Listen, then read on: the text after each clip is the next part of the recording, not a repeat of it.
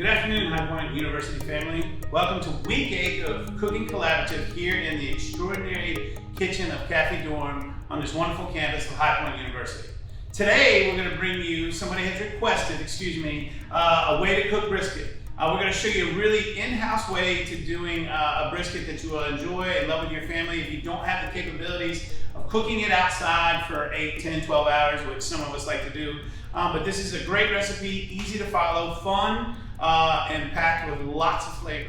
Here to talk about this recipe and what we're going to do with it in the future when you come back to it in the fall is our hospitality service manager of The Point, Merrick Jackson.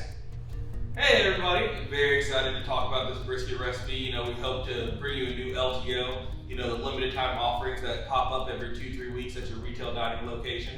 This week we'll be featuring a brisket, showing you different applications that you can do with that. We can make a sandwich, you can serve it as just a plate itself. We're gonna make a cool slaw to go with it that pairs very nicely. I'm very excited for this opportunity. Awesome, thank you, Mick. So what we're gonna do is we're gonna go ahead and start getting the ingredients ready. Like I said, it's really simple. Not a lot of ingredients, but we're gonna pack a lot of flavor into this, okay? So what we're gonna do is, Mick, if you wanna start rough chopping some celery and some onions for me, I'll take care of the carrots. I'm gonna go ahead and cut my pan on. What you're gonna do is we're gonna salt and pepper the brisket on the top. We're gonna sear it down to kind of hold in all those flavors and juices while we're cooking it. We're gonna actually braise it in your oven. It's really simple, great cooking technique. Braising is a form of cooking where you're cooking things in liquid that hold in moisture and pack a lot of flavor into that. So I'm gonna cut our pan on medium heat, get it warm while we're getting all these ingredients ready.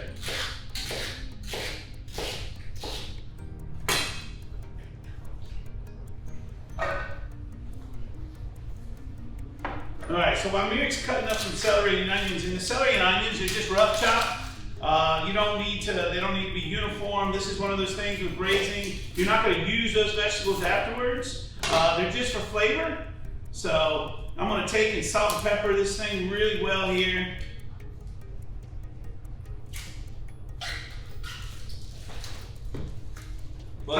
Sorry, go ahead, Merrick. No, something you can do with all your scraps and everything. Underneath here we have a compost bin. Also, you can do a stock bucket. You can kind of save your vegetable scrap while you're doing some of these processes and make your own stock from scratch. It's a great idea, Chef. Also, if you have a garden or any of those things, those scraps are really good for composting in your garden and really help fertilize your soil. So it's a great idea, Chef. All right, so I'm going to get my gloves on here and I will start working on the carrots. As you go, and we talk about it all the time, you want to customize this to any way you want to. You can add peppers if you want to your mix of vegetables, if you want a little bit of pepper flavor in there. There's nothing wrong with that, guys. Nothing wrong with that at all. Chef, do you mind if I borrow your chef's knife there? There you go. Cut the end off of those. Scrap bucket. Cut that down the middle, nice and easy. And just like you said, we're not eating necessarily these vegetables. We don't need to peel the skin off the carrots. That's right. Believe it or not, the skins have a lot of flavor.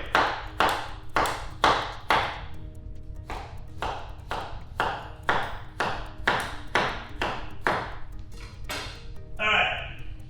So now that that's done, what you're gonna do is you're gonna get your casserole dish. This is what you're gonna braise your vegetables in. It needs to be deep because you're gonna also have some liquid in there. What we're gonna do is Chef Merrick is going to create a bed with all these vegetables while I sear the brisket off.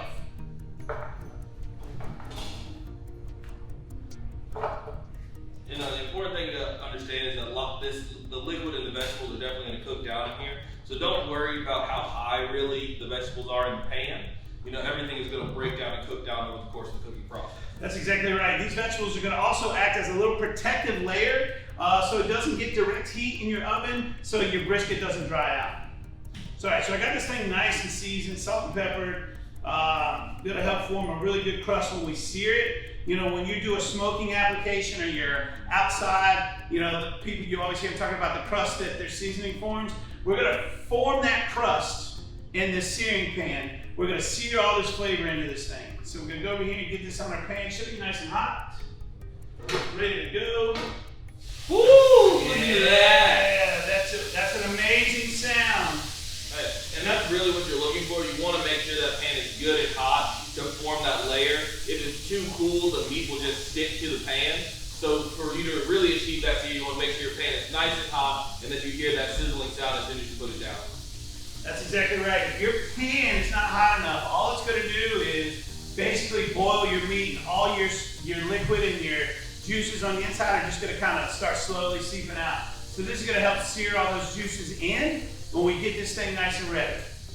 All right, folks, so our brisket's been seared for a couple minutes now. I can smell the good color and caramelization that's going on, so we're going to flip this thing over, give you a good shot of what it should look like before you put it in your pan. We're going to do the other side as well for 4, 5, 6 minutes. Get a good seal and crust that we're forming all the way around.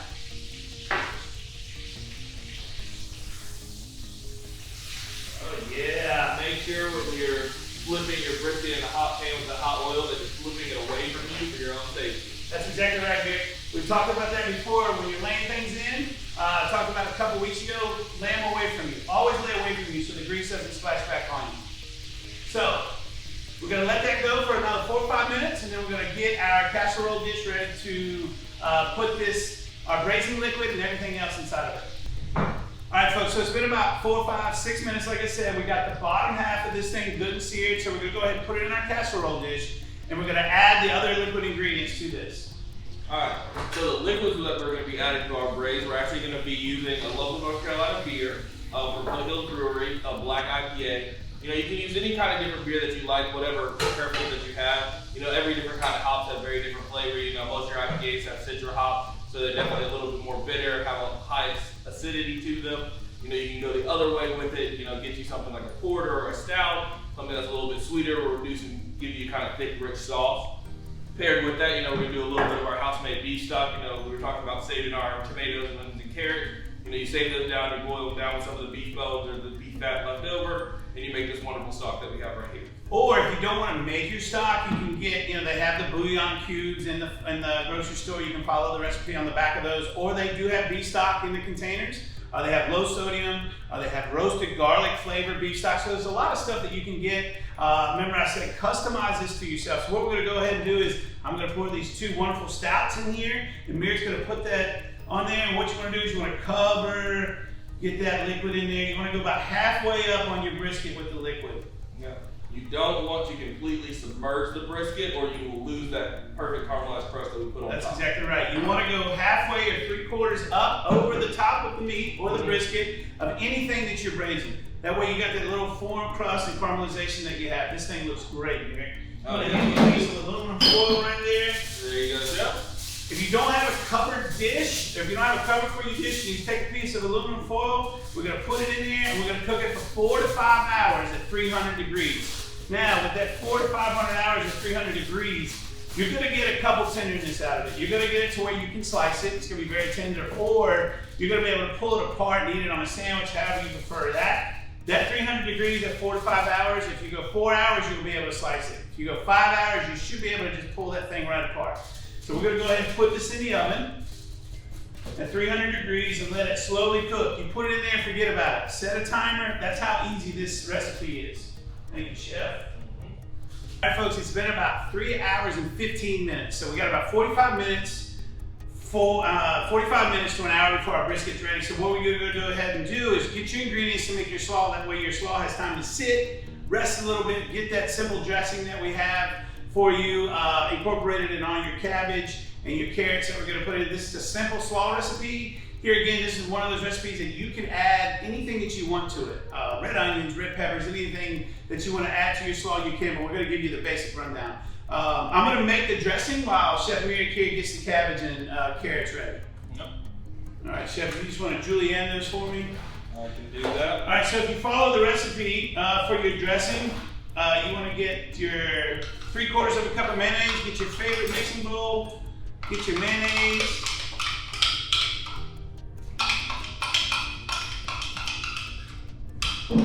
Sorry, Chef.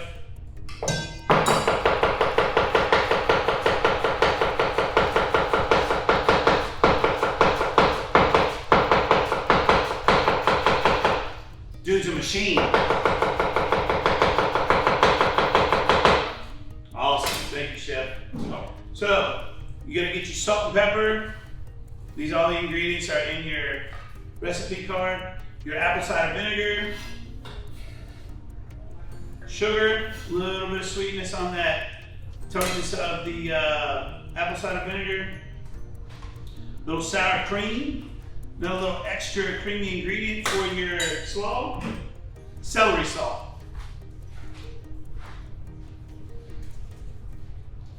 And you always want to add some vibrancy when you're making a salad. You know, here we're using carrots. You can use anything you really want to add color to your salad. You know, like I said, today we're using carrots, we're using a little green onions. You know, this is where you can really get creative with it. You know, add some fresh herbs, cilantro. You know, you can add all different kinds of things from your garden. Really kind of think of a slaw as a cream dressed salad. That's right. You know, it is just kind of like a topping of garnish that you serve with something. That's exactly right. Or you can add some lemon zest, lemon juice, anything that's going to help enhance those flavors of everything. Always want to test what you're making, see if you need any extra salt, pepper, sugar. I think we're right on the money there. I'm going to add just a little bit more sugar. Want it just a little bit more sweeter, that barbecue sauce that we're going to have. Going to have a little heat to it. So we're going to go ahead and mix that in just a little bit.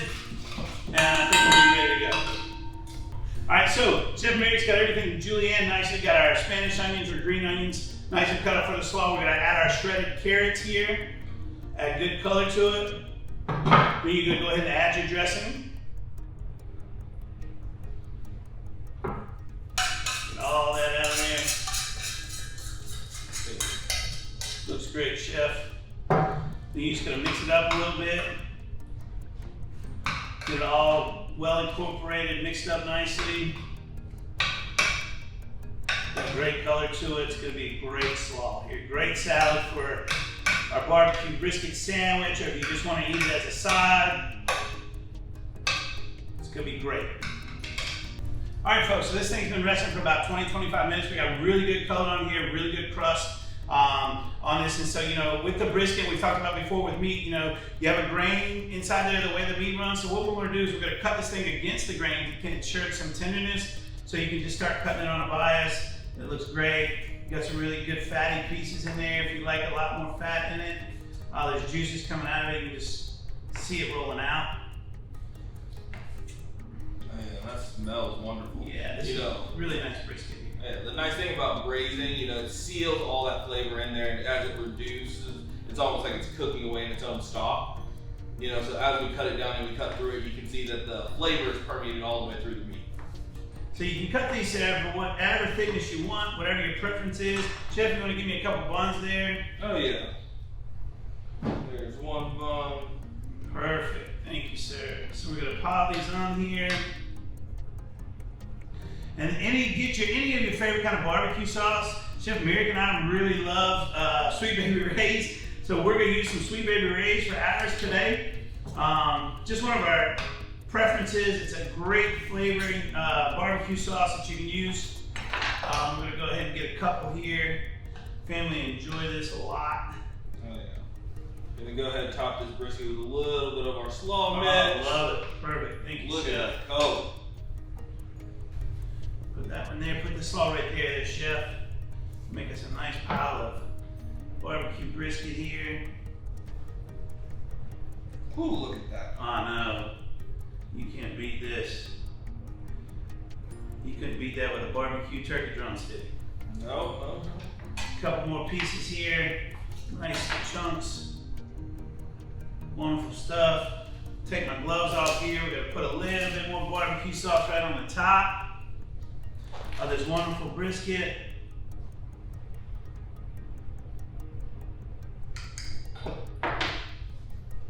And there you go, folks. You have a wonderful presentation. A couple barbecue brisket sandwiches for your family and friends. A nice pile of barbecue of those who may be watching the gluten side of things and the side of slaw. Like we've said before, if you guys make this, go ahead and post it. We love seeing your pictures. It really makes us, it inspires us to keep doing this, bringing you recipes that we want to bring to you that we're doing here on High Point University campus. Like Chef Merrick said, they're going to be featuring this sandwich in the point as an LTO. So it's something for you students to look forward to when you get back here. I don't know about you guys, but I got to try this sandwich. It looks wonderful. What do you think, Chef? Oh yeah, let's dig in here. Smoosh it down a little bit. This is going to be a messy bite, but Cheers. cheers, sir. Well, you know. Right. Wonderful sandwich. Great bite. Enjoy every bit of it. Excuse me, folks. With the buns, you can use any kind of bread you want. Hamburger buns, Kaiser roll, brioche bun. We used a pretzel bun here. Great sandwich. Holds up to the meat and the juiciness of the salt and the barbecue sauce. So I encourage you folks to do this recipe, customize it to yourself, and post your pictures for us. We'd really appreciate it. So long. Hope you guys have a wonderful weekend, and I look forward to seeing your pictures of your High Point University house braised brisket. Thank you very much. Have a good week. Thank you all so much. It was a pleasure to be here this week. I'm super excited to see you all in the fall, and I hope you look forward to great LTOs like this and other things that we'll feature on this channel. You know, Chef Merrick, thank you for standing in for Brandon. He is out on vacation today, and the one difference that I noticed is that you are a little bit taller than he is. Thank you very much, folks. Have a great day.